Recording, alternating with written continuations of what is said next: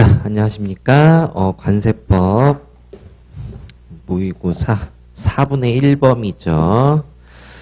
자, 이번 범위 같은 경우에는 이제 메인이 2장에서 5장까지가 메인 범위라고 보시면 되겠고요. 각 범위별로 1장이랑 그 다음에 11장의 벌칙은 나올 수 있다라는 점은 유의해서 공부해 주시면 좋겠습니다. 자, 그래서 이번 시간에는 1장도 나왔고요. 2장, 그 다음에 5장, 11장 전부 다 기출을 해서 만들었습니다.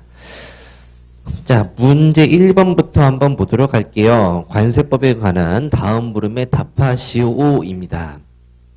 자, 물음 1번. 신고납부한세액에 대해서 조사 결과 부족세액이 있다면 세관장의 처분 전 적법 절차 원칙에 따라 납세자의 권리를 구제할 수 있는 제도를 설명하시오. 자, 그럼 우리가 생각해 봐야 될 게 납세자의 권리를 구제할 수 있는 제도라고 그랬으니까 당연히 5장을 떠올려 봐야 되겠고요. 5장에서 메인으로 당연히 2절에 있는 심사와 심판을 따져봐야 되는데 2절 같은 경우에는 처분 후에 구제할 수 있는 제도이죠. 따라서 처분 전이라고 나와 있으니까 1절에 있는 내용 중에 어떤 과세전 적부심사 제도를 설명하라는 말이 되겠습니다. 자, 따라서 이 문제 같은 경우에는 읽어보면은 과세전 적부심사 제도에 대해서 설명하시오라고 읽어주시면 되겠습니다. 그렇게 해서 총 20점 문제에 들어가게 되고요.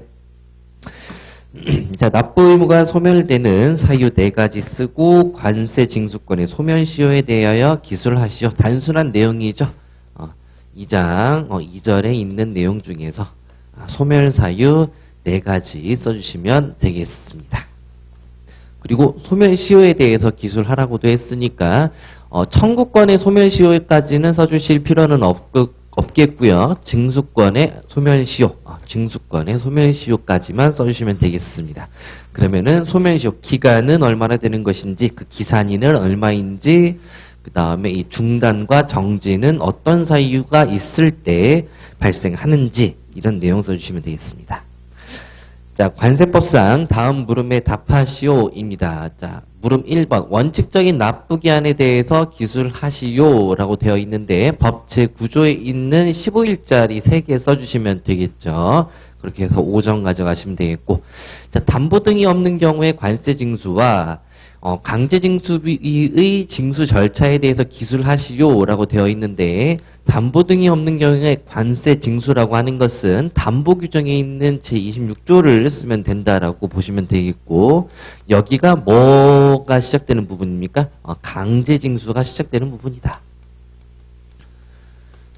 자, 그러면 이 강제징수를 할 때 강제징수비를 징수할 수 있다라고 되어 있는데 강제징수비는 어떠한 절차에 따라서 징수가 됩니까? 4조에 있는 내용 중에서 가산세 강제징수비의 부가징수와 관련해서 부가징수 환급과 관련해서는 관세의 부가징수 환급 규정을 적용한다라는 부분을 써주시면 되겠습니다. 위의 내용도 그렇고 아래 내용도 그렇고 상당히 간접적으로 물어보는 내용들이 있었죠. 까다로울 것 같습니다. 자, 물음 3번입니다. 관세법 제42조 규정 중 부족세액 및 미납부세액을 징수할 때 함께 징수하는 가산세에 대하여 기술하시오.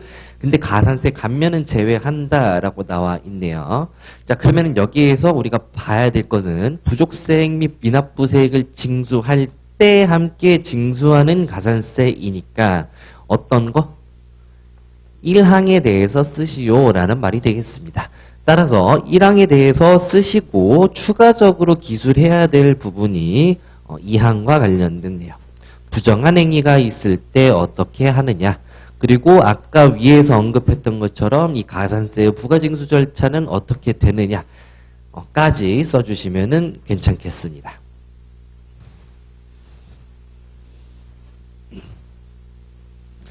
자, 관세법상 다음 물음에 답하시오. 자, 문제 2번부터 연속되는 문제라고 보시면 되겠습니다.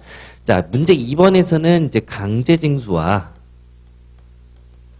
그 다음에 플러스 가산세 규정에 대해서 언급이 되었다면은 지금 문제 3번에서는 이 중 강제징수 절차 중에서 압류 매각이 있죠. 이 사유가 무엇이냐? 이 사유가 무엇이냐라는 것을 쓰면 되겠습니다. 뭐 재산을 압류하거나 압류된 재산을 매각할 때에는 뭐합니까? 사업을 정상적으로 운영하게 돼가지고 체납액을 징수할 수 있게 된다라고 인정될 때 압류 매각을 유예하게 할 수 있다라는 내용, 1항에 있는 내용을 써주시면 되겠고요. 자, 그 다음 압류 또는 매각의 유예를 취소하는 사유는 9가지 있는 거 있죠? 네, 9가지 있는 거 전부 써주시면 되겠습니다. 자, 그리고 물음 2번입니다. 여기는 11장에 대한 내용이 되겠고요. 강제징수 면탈죄 써주시면 되겠고 명의대여 행위죄 써주시면 되겠습니다. 둘 다 뭐와 관련된 내용입니까? 강제징수를 회피죠. 회피하기 위해서 어떻게 하느냐. 납세의무자 또는 납세의무자 재산을 점유하는 자가 어떻게 재산을 은닉한다. 그럴 때에는 강제징수 면탈죄로 들어간다라고 보시면 되겠죠. 자, 그 다음에 강제징수 면탈죄 2항에서는 어떤 거? 재물의 손괴죄 있죠. 보관자가 이를 손괴하거나 사용하거나 이랬을 때. 자, 사망 같은 경우에는 이러한 재산 은닉 그리고 보관과 손괴와 관련해가지고 이러한 행위를 방조하거나 거짓 계약을 한 사람에게 적용되는 벌칙이 되겠습니다. 여기는 벌금하고 징역형이 비례형으로 들어가게 되는 것이죠. 그래서 3년, 3년, 여기는 2년, 3천, 3천, 2천만 원 이렇게 들어가면 되겠습니다. 자, 그리고 명의대여 행위죄 같은 경우에는 마찬가지로 강제징수를 회피하기 위함인데 회피하기 위해서 방법을 타인의 명의를 대여하는 거죠. 이 대여를 했을 때 대여한 자가 있고요. 대여하여 신고한 자가 있고 대여해준 자가 있죠. 둘 다 처벌을 받게 된다. 1년, 1년, 1천만 원, 1천만 원입니다. 자, 물음 3번입니다. 자, 고액상습 체납자 명단 공개 규정 중 고액상습자의 명단 공개 사유에 대해서 기술하시오입니다. 이 부분이 이번에 개정이 되었죠. 그래서 고액상습 체납자뿐만 아니고 등까지, 그러니까 포탈범등이라고 하죠. 포탈범등이라고 하는 것은 이제 270조의 조의 1항, 그 다음에 뭐예요? 2항, 4항, 5항에 있는 부정감면을 받았다든가 면탈했다든가 아니면은 환급을 부정환급을 받았다든가 이런 사람들을 전부 다 합쳐가지고 포탈등이라고 나와 있는데 그 포탈범 등에 대해서 명단 공개를 할 수 있도록 만들어놨기 때문에 등자가 개정이 되었습니다. 근데 그 중에서 누구에 대해서만 전통적으로 있었던 사람들에 대해서만 고액상습 체납자의 명단 공개 사유에 대해서 기술하시오. 체납액이 1년간 2억 원 이상인 자에 대해서 하면 되겠고, 그리고 이 명단 공개 사유에 대해서 기술하라고 했으니까 명단 공개 대상으로 들어가지 아니하는 그 사유, 대통령령으로 나와 있는 3가지 사유도 같이 써주셔야 되겠죠. 자, 문제 4번 보도록 하겠습니다. 관세법 제119조, 120조에 대해서 기술을 하시오. 불복의 청구, 행정소송법 등과의 관계에 대해서 기술을 해주시면 되겠습니다. 자, 119조 같은 경우에는 어떻게 보라고 그랬습니까? 청구의 요건으로 보라고 그랬죠? 요건.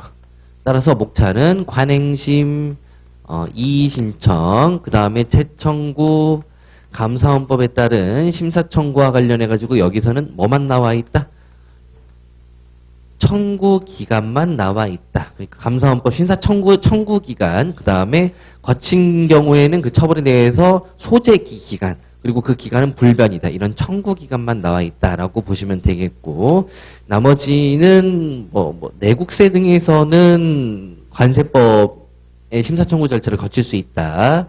그 다음에 이해관계인에 대한 내용, 나머지 중복해서 청구할 수 없다. 이렇게 나열을 해주시면 되겠고, 행정소송법 등과의 관계에 있어서는 첫 번째는 행정심판법과의 관계가 나오게 되는 것이고요.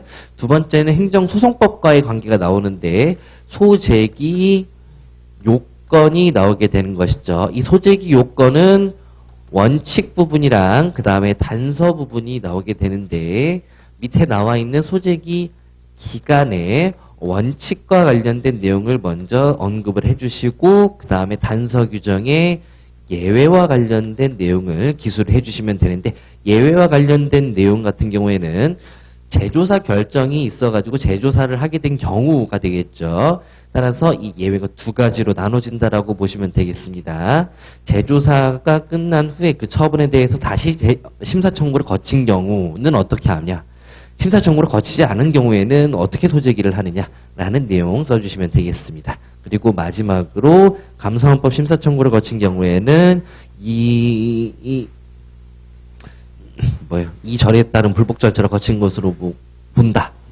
네, 그래서 소재기할 수 있다. 이런 내용까지 써주시면 되겠습니다. 자, 이상으로 모의고사 강평 마치도록 하겠습니다. 감사합니다.